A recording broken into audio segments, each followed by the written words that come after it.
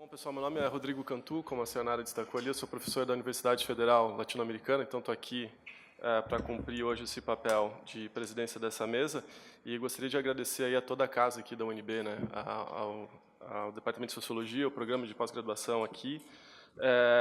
porque eu sempre fui muito bem recebido aqui, tenho várias memórias muito boas em termos acadêmicos e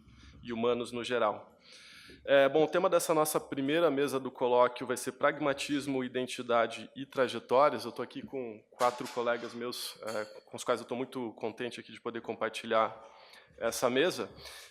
Vou apresentar muito rapidamente eles aqui, né? Em primeiro lugar, a gente vai ter a apresentação do Fábio Reis Mota, que é o professor da Universidade Federal Fluminense.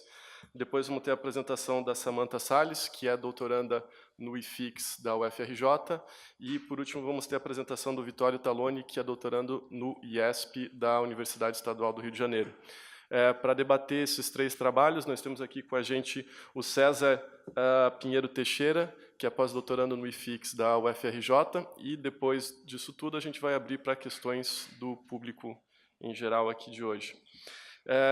Só rapidamente sobre as nossas regras do jogo aqui, pessoal. Eu vou, então, em princípio, a gente tem 30 minutos para cada apresentador e para o debate, né? E daí depois a gente vê como vamos prosseguir, se a gente abre para as perguntas ou se retornamos aos nossos painelistas aqui. Pronto aí, Fábio? Tudo ótimo. Posso começar? Por favor. Bem, em primeiro lugar, dizer da satisfação de estar aqui na mesa com os colegas, alguns já que conheço há algum tempo, outros conheço mais recentemente. Tenho enorme prazer de poder estabelecer esses laços e agradecer à comissão organizadora, em especial a Sayonara e sua equipe pelo acolhimento sempre muito gentil aqui, mas também ao Diogo, ao Laura, ao Rodrigo, bem como também ao Daniel e o Nicolas Dodier, que foram as pessoas que estiveram à frente da organização desse evento de tanta relevância para as ciências sociais contemporâneas. E eu vou apresentar aqui uma reflexão que ela se desdobra de um trabalho etnográfico que eu venho desenvolvendo já há algum tempo, de natureza, né, de natureza comparativa, de ordem contrastiva entre o Brasil e a França, num sentido de buscar evidenciar as diferentes lógicas que organizam a gestão das identidades nos espaços públicos contemporâneos. E eu vou tentar desenvolver isso a partir de uma reflexão sobre as condições da própria etnografia e buscando evidenciar o que essas condições elas nos aportam quanto necessários ajustes às análises sociológicas e antropológicas concernentes a temas como as políticas das identidades. Eu vou tentar seguir um texto de modo a garantir que os estrangeiros eles possam acompanhar, né? E também para eu não fugir muito, já que eu tenho um mau hábito de ir com a cabeça em vários lugares e, às vezes, me perder do fio que eu quero conduzir, né? Então, vou tentar seguir aqui o texto. O exercício etnográfico constitui uma das tarefas de maior complexidade no ofício de um antropólogo, pois requer o alinhamento entre as diferentes formas que as relações sociais ganham no decorrer do trabalho de campo, né, da relação do cisma, de desconfiança, lealdade, distância, proximidade, e os diferentes lugares nos quais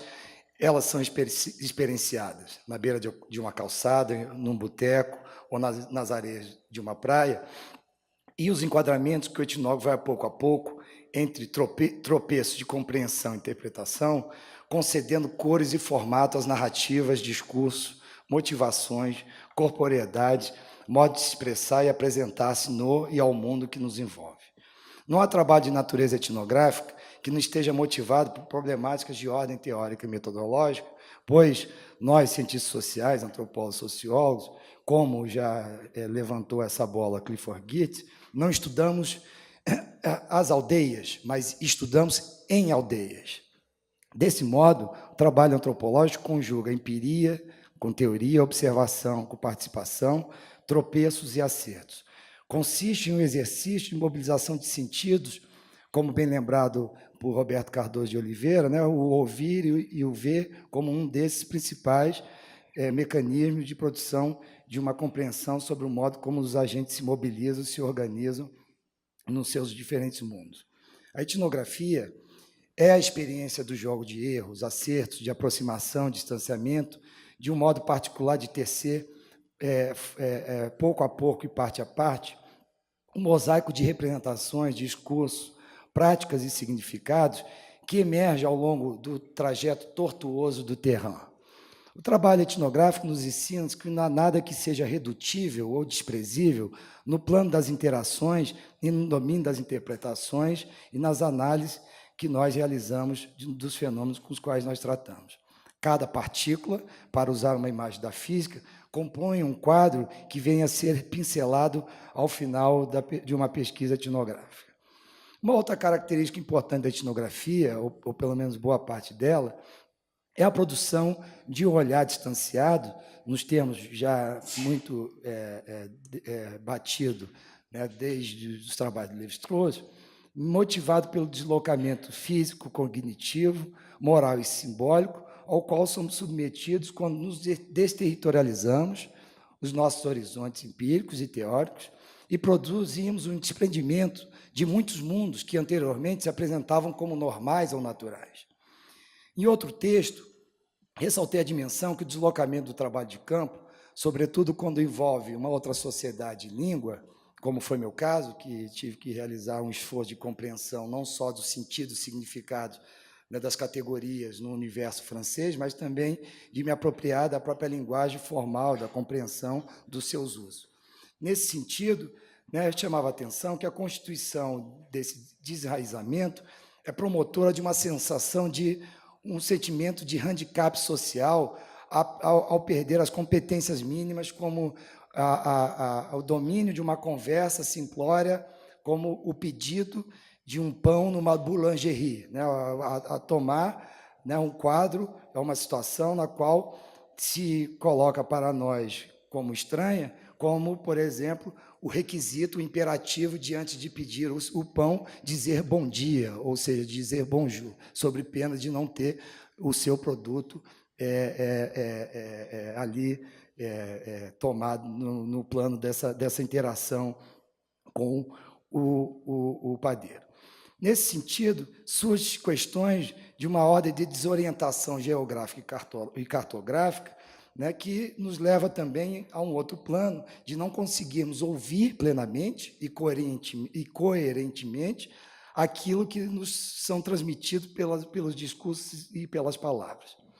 Todas essas dimensões da etnografia exigem do etnógrafo uma capacidade de interrogar-se e de pôr à prova os seus aparatos analíticos e das suas próprias categorias de entendimento. A etnografia, portanto, não é um porto seguro, pois os fatos etnográficos, e não os fatos sociais, para lembrar de Evans Pritchard, são verdadeiros igarapés amazônicos que nos encaminham ao percurso imprevisíveis numa incessante caça às perguntas que pairam sobre o trabalho de campo. Esse exercício de imersão e inserção no universo alheio ao etnógrafo, do não familiar, exige deste ofício o controle do olhar, reconhecendo que o mesmo, como já expressara George Simmel, é o modo pelo qual percebemos o outro. Como salienta o mesmo, o olhar que desvenda o outro, desvenda a nós mesmos, pois o ato pelo qual o observador procura conhecer a pessoa que ele observa é uma capitulação através do qual ele próprio aceita ser observado. O olho não pode se ofertar ao mesmo tempo. O que se produz nessa troca de olhares constitui a reciprocidade mais perfeita em todo o campo das relações entre os homens. Desse modo, o confronto de olhares, horizontes e perspectivas faz da etnografia uma arena na qual um certo número de interações, de ações, associações, dissociações, conflitos, empatia, desintegração, integração e, sobretudo, mal-entendidos, se entremeiam na articulação do entendimento sobre os fenômenos que trabalhamos. Assim como uma arena pública, do modo, sobretudo, como Daniel Shefai tem trabalhado, a etnografia não possui um percurso bem acabado que possa ser reduzido aos manuais de boas práticas ou de métodos de pesquisa que, em grande medida, empobrecem sobremaneira os possíveis caminhos que determinados percursos nesses igarapés podem oferecer à análise e à interpretação sociológica e antropológica. O critério mais pertinente para qualificar a pesquisa etnográfica é a sua natureza artesanal, na medida em que ela requer o uso de uma série de modalidades e de métodos, de modos de compreensão da ação, de formas específicas de levantamentos de dados, estratégias de inserção no campo e de uma enorme atenção dirigida aos controles das impressões que são negociadas e postas pelos ritmos das sociabilidades emergentes na pesquisa de campo. Nesse universo, muitas vezes desconhecido aos olhos e ouvidos do etnógrafo, as diferentes racionalidades e linguagens se impõem diante do cenário nos quais ele e muitos atores interagem, regidos por referências muito singulares e moralmente situadas, cujas sementes do desentendimento fazem desabrochar novas formas de tecimento da vida social através desse trabalho de compreensão mútua entre o antropólogo, o etnógrafo e os seus interlocutores. Os ramos da etnografia, nesse sentido, provêm do trabalho de coabitação de diferentes formas de agir e pensar o mundo em distintas e múltiplas linguagens e racionalidades que se impõem. Na etnografia, portanto, os aparatos linguísticos, as referências morais e simbólicas, assim como as feições identitárias, tais como a cor da pele, a nacionalidade, o gênero, o pertencimento étnico, oscilam de acordo com os ritmos impostos pelas relações sociais e pelos cenários que se apresentam. Nesses termos, como assinala Gerald Berman, contemporâneo de C. Correll e Goffman, ele ressaltará que entre si e o etnógrafo e seus sujeitos são simultaneamente atores e público. Logo, sendo o trabalho de campo o ambiente e cenário adequado às variações das impressões sobre o outro e sobre si mesmo. As primeiras abordagens e contatos no campo são geralmente críticas por exigirem do etnógrafo um confronto mútuo com as suas representações sobre um outro ou sobre outro, geralmente equivocadas no primeiro plano desse encontro,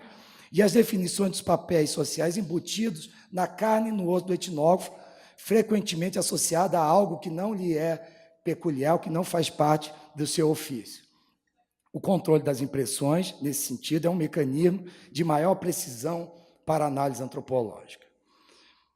pois ela permite perceber que as diferentes estratégias mobilizadas para compor uma impressão que venha corresponder ao desejável no ritmo de uma interação no trabalho de campo, requer tentativa de produção de uma interpretação sobre o que caracteriza a ação naquele mundo e o comportamento de seus interlocutores, fazendo, como eu já salientei, do trabalho de campo um lugar essencialmente das épreuves. Nelas, o etnógrafo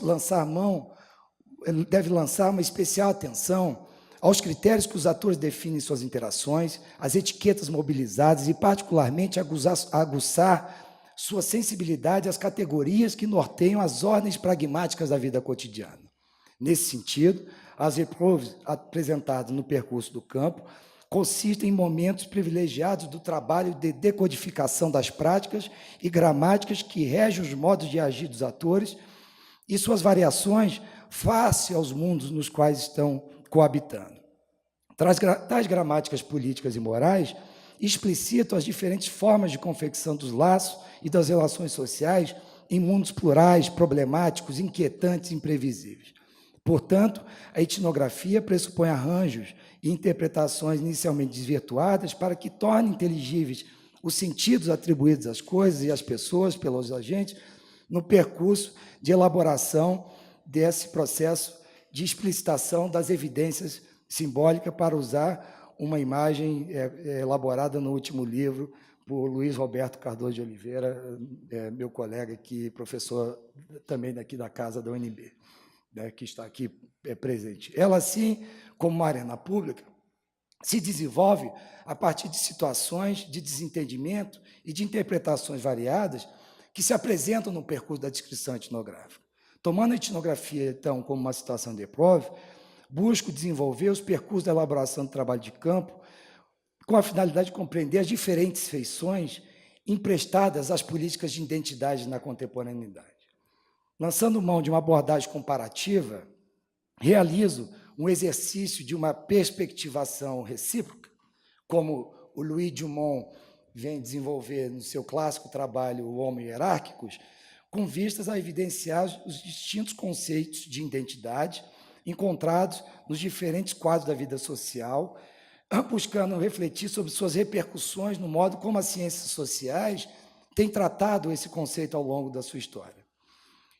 Exploro, sobretudo, a comparação como um recurso metodológico que permite tratar os processos de construção das categorias entre o ir e vir, entre as minhas categorias e as categorias alheias, e as categorias fusionadas entre as minhas e as dos meus interlocutores. Nesses termos, o conceito de identidade será tomado aqui como um campo de experimentações para compreender as formas como tal noção adquire, as suas diferentes formas pelas quais elas adquirem na arquitetura da vida em comum e suas diferentes em torno do modo como, na França, no Brasil, nos Estados Unidos, essa categoria ela é operacionalizada tanto do ponto de vista analítico, seja do ponto de vista das provas pelas quais os atores passam para constituir-se no mundo. O contraste, portanto, nos obriga a explodir nossos entendimentos prévios sobre as situações sociais com as quais lidamos no trabalho de campo, permitindo a eclosão de novas compreensões sobre as dinâmicas sociais, das práticas dos atores e das nossas mesmas. O procedimento comparativo aqui empregado não consiste em reduzir os fenômenos sociais a estruturas ou culturas monolíticas, homogêneas, lineares, mas, pelo contrário, visa explorar as micro-regiões da vida social, seus interstícios, suas incoerências e inconsistências, de modo a realçar as formas emprestadas às arenas públicas, nos contextos francês e brasileiro, com isso fazendo evidenciar as diferentes gramáticas políticas e morais que fornecem os meios de gestionar essas políticas de identidade nesses dois contextos. Devemos reconhecer que, no mundo contemporâneo, os espaços públicos se compõem frequentemente de arquipélagos culturais, onde os laços entre as pessoas supõem a possibilidade de coexistência e transitoriedade entre mundos, forma de se investir neles e modos de operar e qualificar seu pertencimento e identificação com o mundo e no mundo. São esses diversos regimes de envolvimento, para usar uma terminologia do nosso colega Laurent Thévenot, que fazem das sociedades contemporâneas esse lugar próprio da transição, da pluralidade e dessas formas de intercâmbio que fazem com que as identidades possuam essa dimensão elástica e plástica nos diferentes contextos. Os papéis sociais, enquanto objeto de transações entre indivíduos pertencentes a diversos mundos, dotam os mesmos de repertórios heterogêneos que permitem eles se associarem a partir de registros distintos, de um contexto ao outro. Para adentrar um pouco mais no entendimento sobre a gestão das identidades na contemporaneidade, advertimos que o problema da análise sociológica sobre o fenômeno não deve se contentar em lidar com a explicação clássica que muitos nos auxiliam em desmontar determinados essencialismos, binarismos e perspectivas homogeneizantes, como aquelas formuladas pela tradição sociológica do Goffman, do Mead, ou pela tradição antropológica do Gluckman ou do Edmund Leach, por exemplo, para falar de alguns, né, na qual essas maneiras de agir possuem estados e formas que condicionam operações críticas a partir de gramáticas específicas para a conformação de um modo de identificar-se no mundo. Em parte, de um ponto de vista mais universalizante e abrangente, o assento concedido ao individualismo igualitário tornou-se o meio de canalização de uma emergente política de reconhecimento no mundo das diferenças e autenticidades que alicerçam os fundamentos pessoais do sentimento moderno de pertencimento a uma identidade. A emergência relativamente recente dessa gramática do público, da identidade, do reconhecimento, particularmente sensível às autenticidades, às distinções,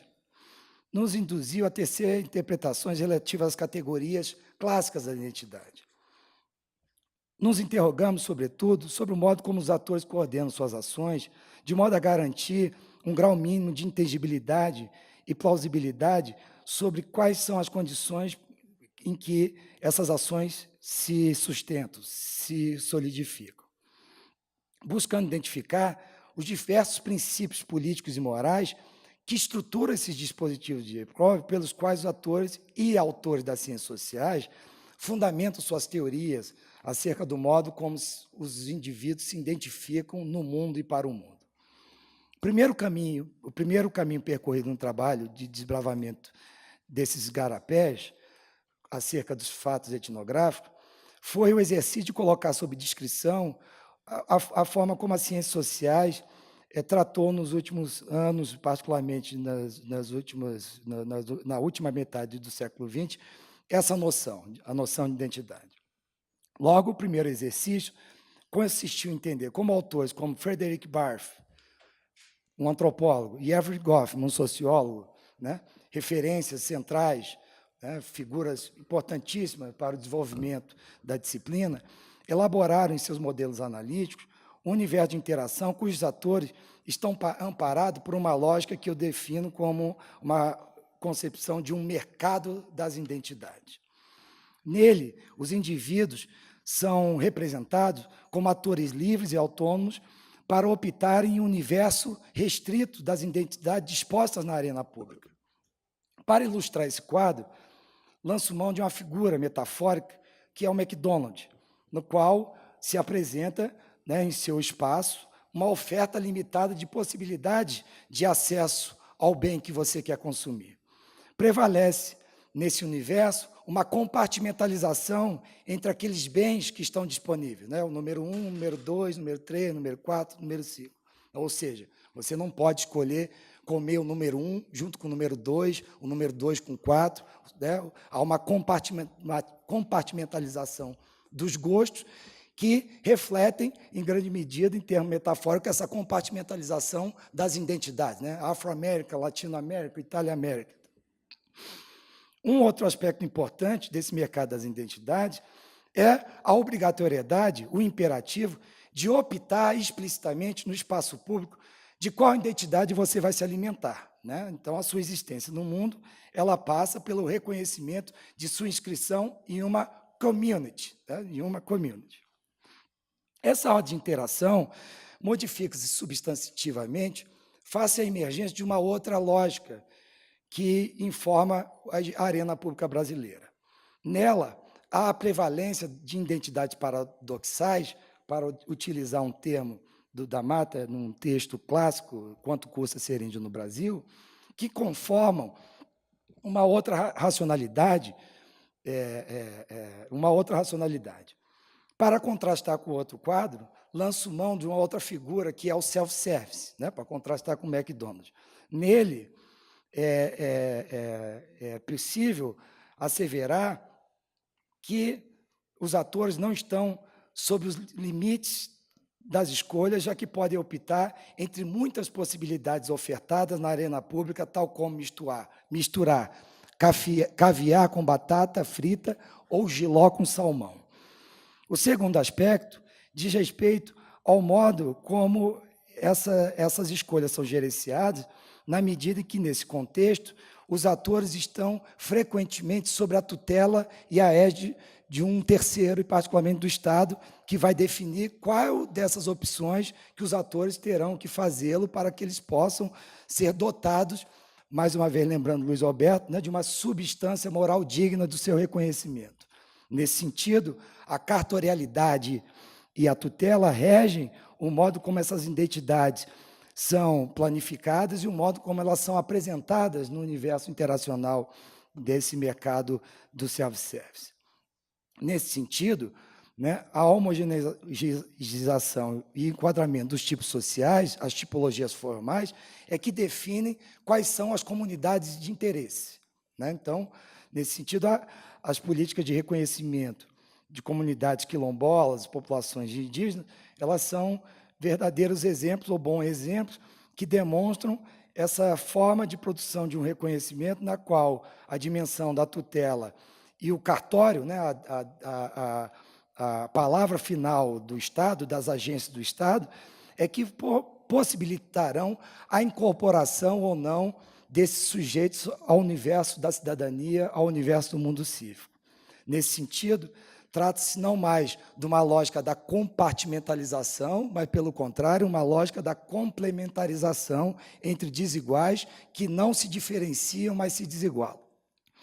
Por fim, nesse mercado das identidades, podemos lançar mão de uma outra imagem que corresponderia à lógica francesa da economia da formule, né, a formule completa. Então, né, nesse universo interacional, as opções não são diversificadas, como no self-service, nem distribuídas de acordo com o registro da escassez liberal do McDonald's, pois, nesse universo da lógica da formule, as ofertas disponibilizadas implicam na padronização e universalização do acesso aos bens consumidos. Nessa perspectiva republicana, todo tratamento diferenciado ele é concebido como algo suspeito por atingir os laços cívicos que devem superar os vínculos e pertencimentos particulares, sejam eles étnicos, culturais, raciais ou religiosos. Desse modo, as pessoas aportam pertencimentos no espaço público, mas não necessariamente suas identidades singularizadas para adquirirem uma legitimidade e visibilidade quanto aos seus pleitos nas arenas públicas desse mercado da formule. Em tal contexto, reivindicações de tratamento de acesso diferenciado é concebido como uma prática comunitária, no sentido oposto à lógica liberal, né? O comunitarismo aqui possui uma carga negativa, pois corresponde a uma tentativa de isolamento comunitário em detrimento dos laços cívicos da República, né, já que são argumentos concebidos como indigestos, visto que fragmentam o corpus republicano e afetam o princípio do bem comum e da universalidade da justiça e da cidadania. Desse modo, essas comunidades de pertencimentos são englobadas pela igualdade assentada e acentuada pela sua universalidade. De um ponto de vista dos equipamentos cognitivos, dos quais os atores portam na vida cotidiana, no universo da formule, esses autores estão sob o constrangimento de apresentar-se no mundo através do vocabulário universalista, diluindo suas diferenças e suas especificidades. François Fanon, né, já em 1950, em seu célebre livro Point Noir et Masque Blanc, ressaltava os efeitos dessa gestão das identidades no espaço público francês a partir de um processo de desarticulação entre a cor da pele e o corpus republicano, uma desarticulação essa que também resulta num processo de supressão dos princípios que regem a lógica de reconhecimento nos termos da contemporaneidade, na medida em que as singularidades, as identificações particulares são postas de lado em detrimento do reconhecimento de um citoyen geral e universal. Não por menos que meus interlocutores antilhanos, na ocasião da pesquisa, mobilizavam essa máxima reatualizada da fórmula elaborada por Edouard Glissant e Amos Césaire, de nutrir um sentimento de être français à part entière e être français entièrement à part. Do plano sociológico, isso resulta, se olhado historicamente, uma ciência sociais na qual as dimensões dos ataches identitários pouco são explorados no domínio da sociologia ou mesmo da antropologia, se comparado ao alto grau ou até mesmo excessivo grau de sensibilidade das ciências sociais anglo-americanas no que tange a esse tipo de tratamento da temática das relações sociais via essas categorias, identidade, papel social, etc. Ao passo que, no mundo do self-service, as categorias identitárias são mobilizadas frequentemente para a gestão dos direitos no espaço público, com a finalidade de permitir um processo de visibilização mediante uma circunstância na qual esses sujeitos não detêm o seu pleno reconhecimento no mundo cívico. Nesse sentido, né, a tutela a qual esses agentes estão subjugados equipam esses atores de um outro procedimento de agir no mundo, na qual essas dimensões intermediárias, elas guardam um peso enorme nesse contexto, na medida em que os intertícios é que são os espaços constitutivos desses modos de reconhecimento. Não é por menos, né, que um quilombola, um remanescente de quilombola,